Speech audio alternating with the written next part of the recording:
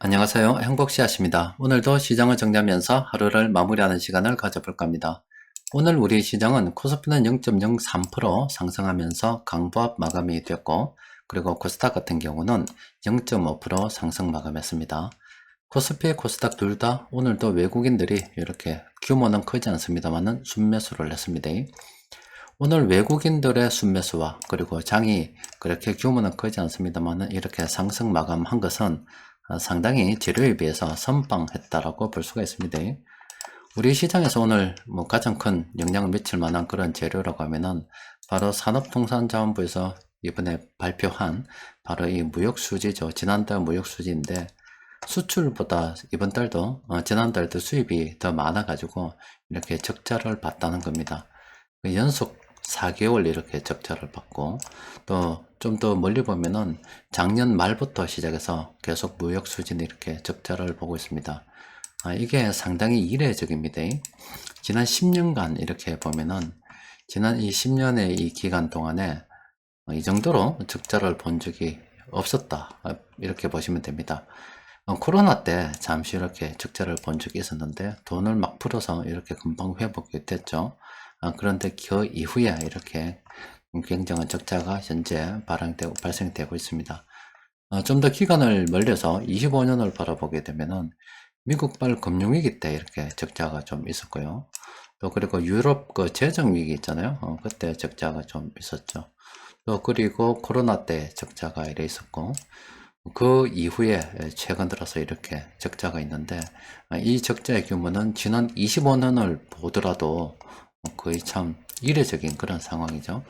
이렇게 적자가 많이 난 이유는 여러분들도 뭐 다 알고 계시죠? 러시아하고 우크라이나하고 전쟁을 하고 있고, 이 전쟁 때문에 에너지와 곡물 가격이 올랐고, 또 여기다 하나 더 플러스가 돼가지고 상황이 어렵다 보니까 또 미국 금리 인상까지 겹쳐져서 우리나라에서 자금 유출까지 일어나니까 외환 시장에서도 좋지 않다 이 말이죠. 그렇게 되다 보니까 수입 물가가 비싸져 가지고 이런 식으로 적자가 나게 되어버렸습니다.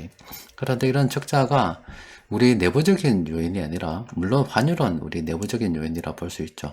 물론 뭐 금리까지 미국 금리 인상 이렇게 생각한다면은 꼭 내부적인 요인이 아닐 수도 있는데, 어쨌든 이렇게 그 무역 적자를 보는 게 에너지, 곡물 가격, 그리고 미국 금리 인상을 해서 우리나라에서 자금 유출이 되는 이 모든 것들이 다 외부적인 요인하고 결부가 돼 있어 가지고 참 상당히 우리 내부에서는 해결하기가 어려운 그런 상황입니다.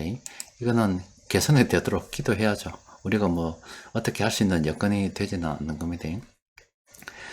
적자가 난다는 것은 사실 심각하죠. 그나마 우리나라 같은 경우는 이 외환 보유고가 좀 되고 그동안 이렇게 돈을 잘 벌었기 때문에 이렇게 적자가 나는 것을 뭐 일시적인 상황이다 이렇게 보기 때문에 큰 문제가 없는데, 이런 적자가 계속 앞으로 지속이 된다 그러면은 분명히 외환 보유고도 좀 문제가 있을 수도 있고, 또 우리나라 이 수출 기업들 이 경쟁력이 좀 문제가 있지 않는가 이런 의구심도 좀 있을 수도 있고, 또 우리나라는 국가 부채, 가계 부채가 상당하기 때문에 언제든지 계속 이렇게 적자가 돼서 외환 보유고에서 이게 외환이 줄어들고, 또 계속 나라 상황이 좋지 않다 보면은 부채 문제를 들고 들어오게 되면 나라가 상당히 시끄러울 수가 있습니다.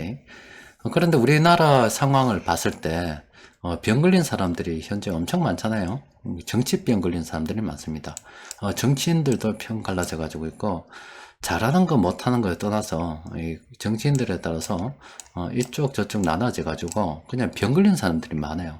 정신병자라고 보시면 됩니다. 다 정신병자입니다. 나라가 지금 위중한 상황에 놓여 가지고 있고 참 어디로 갈지도 모르는 그런 상황인데, 편갈라 가지고 이렇게 개판내서 싸움하고 있습니다. 이렇게 싸움하던 게 이번에만 있은 게 아니죠. 좀 더 가다 보면은 우리 광복천으로 해가지고 나라가 어디로 가는지 모르고 좌파 우파 이렇게 갈라져서 싸움하던 때가 있었죠.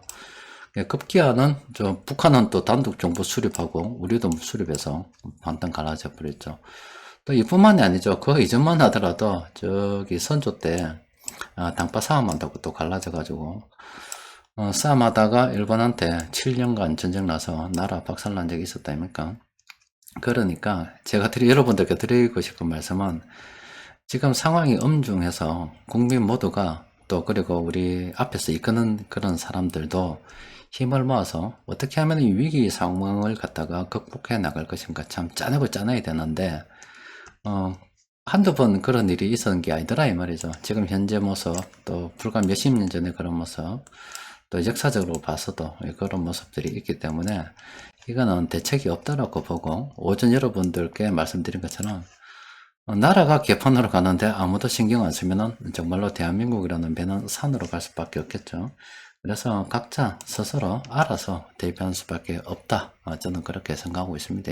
그래서 장중 수급 분석 시간에 장중 시장 때 정리를 좀 해드렸잖아요. 우리는 우리 갈 길 가고 개인의 안전은 개인이 도모하는 겁니다. 오늘 시장 수급을 들여다보면은 일단 금융투자 쪽에서 좀 어중간했죠. 이것도 물론 외국인들이 조절을 하는 겁니다만은 좀 수급이 좀 전반적으로 흩어져 있었어요. 각계전투했다라고 보시면 돼요. 그나마 이 외국인 투자자들이 이런 업종을 좀 매수를 했고 기관들도 좀 따라 매수한 건 있습니다. 그래서 뭐 세력들이 동시에 매수한 종목이 좀 있긴 하겠지요. 그래서 보니까 7개 종목이 있는데 좀 들여다 보면은 DL 같은 경우는 현재 예전에 그러니까 사람들이 참 공포스러운 구간을 좀 지났습니다만은 아직도 예전에 비해서 그때에 비해서 주가가 크게 뭐 변동성이 없죠. 이거는 긍정적으로 볼 수 있습니다. 그런데 이런 종목은 재무 상태, 특히 현금 흐름 같은 경우 이런 걸 좀 검토를 꼭 해봐야 되겠지요. KCC 같은 경우는 단기적으로 긍정적으로 봐도 되는데 일단 알고 계셔야 되는 게 이렇게 탐욕 지표가 한번 찍히게 되면은 다음에 공포 지수가 찍힐 때까지는 전반적인 하향 추세라고 보시면 됩니다.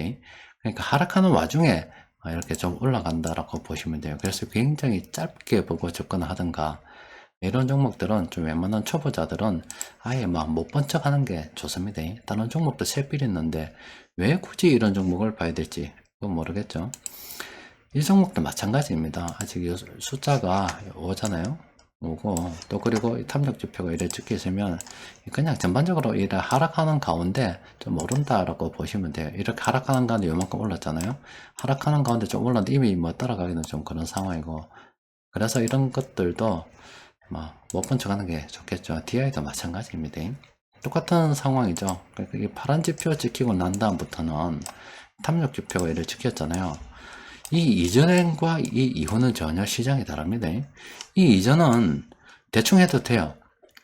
단기 매매 병행해도 되고, 요걸 하나 기점으로 보고 있어요. 이 전 단계는 그냥 대충 해도 된다니까. 아무 때나 사서 좀 물리더라도 나나면 또 금방 회복이 되고, 또 물리더라도 나나면 회복돼서 수익이 날 수가 있는데, 이 오른쪽 이 구간은 다릅니다. 그냥 좀 물렸을 때 나눠버리면 그냥 지하실 파버립니다. 더 들어가쁩니다. 여기서 만약에 얘를 샀단 말이에요. 물렸어요. 그래서 끊어 묶어야 되는데 나눠면 또 지하실 또 파고 들어갈 수도 있습니다. 그러니까 이쪽은 아예 우리가 관심을 가지지 않는 겁니다. 그래서 요걸 탐욕 지표를 중심으로 해서 현재 주가가 왼쪽에 있는지 오른쪽에 있는지 그러니까 이게 있다면은 이미 이 구간으로 접어든 거라고 볼 수가 있겠죠. 롯데케미칼 같은 경우는 긍정적으로 봐도 되겠죠. 요거는 두 번이나 찍히고 예전보다 더 지하실 파고 들어간 그런 상황인데 이건 당연히 긍정적으로 봐도 되는 그런 상황이죠. 성광밴드는 어느 쪽입니까? 이거 찍었죠. 그러면 이제 왼쪽에 있나 오른쪽에 있나 생각해 봐야 되겠죠. 이걸 보고도 오른쪽에 있는지 모르면은 그거는 뭐 눈을 달고 다니면 안 됩니다. 이걸 보고도 그죠? 이 수페타시스 같은 경우는 현재 접근하기가 그렇죠. 이 빵입니다. 빵. 이 빵인 거는 접근 안 하는 게 좋습니다. 자, 오늘 세력들이 공통적으로 매수한 종목, 몇 종목 좀 살펴봤습니다. 그리고 변곡점 지표 등에서 좀 살펴보니까 없어요. 최근 들어서 한 며칠 지금 별로 안 나옵니다. 한참 나오더니 지금 별로 안 나오죠. 이것도 지금 2잖아요. 이란 말은 여기 탐욕은 없습니다만은 아직 저게 날아가야 되기 때문에 이렇게 하향이라 보면 돼요. 선거는 단기적으로 조금 상승할 가능성이 있다라고 봐도 이걸 보고서 붙잡고 멀리 가는 거는 좀 무리가 있다라고 생각하시면 되겠습니다. 여튼 오늘 우리나라 무역 수지 적자가 있었습니다. 굉장히 사실은 심각한 거죠. 우리나라가 여러분들도 마찬가지입니다. 국가라서 그렇지 각 가정으로 본다면은 여러분도 이 가정입니다. 이 가정이면 장사를 해서 먹고 살아야 돼요. 돈을 번 거 가지고 먹고 살죠. 근데 이번 달 적자 났던 거예요.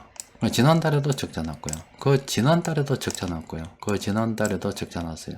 조금 수익이 났는데 연속 보면 작년 말부터 계속 지금 적자가 났고 있다 이 말입니다. 이렇게 계속 적자가 나죠. 그러면은 문제 생깁니다. 다음 달 그 1년 뒤에 뭐 이 대출 관련해서 연장 신청을 할 때 소득이 줄기 때문에 상환 압박이 들어올 수가 있겠지요. 누가 이렇게 적자나는 상황에서 은행에 계속 돈을 빌려주겠어요? 안 그렇습니까? 이거는 국가도 굉장히 단위가 커서 그렇지 개인하고 똑같다고 보시면 됩니다. 개인도 자꾸 적자가 나고 돈을 못 벌고 이러면 은행이 돈 빌려준 은행이 참 겁이 날 거잖아요. 그러니까 돈도 이렇게 하는 것처럼 국가도 마찬가지입니다. 뭐 이유 여하를 접어두고서 어쨌든 흑자가 나야지 적자가 자꾸 이렇게 나기 시작하면 우리나라도 채권 발행해서 국가가 지금 돈 뭐 빌린 데가 한두 군데입니까? 또 국가만 빌린 게 아니라 기업들도 외국에서 돈을 많이 빌렸죠. 그러면은 그 자꾸 돈을 못 벌게 되면은 어느 날 돈도 이라면은 일시에 상환 압박이 들어오게 되면 또 우리나라 예전에 IMF와 같은 그런 사태가 벌어지게 되는 겁니다. 그렇기 때문에 지금 상황이 참 좋지 않은데 이런 적자 나는 상황이 우리는 내부적인 요인이 아니라 외부적인 요인이라 이것 때문에 우리는 뭐 좀 더 상황이 나아지기를 기도하는 수밖에 없는 그런 상황이고 또 상황이 나아질 때까지 우리는 어쨌든가 좀 아끼고 살아야 될 거잖아요. 그러니까 이 국민들이 단결을 해서 뭔가 이 위기를 극복하기 위해서 노력을 해야 되는데 반은 딱 짜게지 가지고 뭐 옳고 그름이 없습니다. 그냥 옳고 그름 이전에 네 편이냐 내 편이냐에 따라서 그냥 내 편이면 무조건 맞고 전부 내로남불입니다. 이쪽도 저쪽도 다 내로남불입니다. 그러니까 나라가 개판 5분 전으로 돌아가고 있는데 여기서 무엇을 나라를 믿고서 어떻게 미래를 계획을 합니까? 믿으면 안 됩니다. 지가 알아서 살아야 됩니다. 자, 강하게 스스로 생존할 수 있도록 열심히 공부도 하고 그렇게 해야 될 것 같아요. 자, 오늘은 여기까지 정리하도록 합시다. 이상입니다.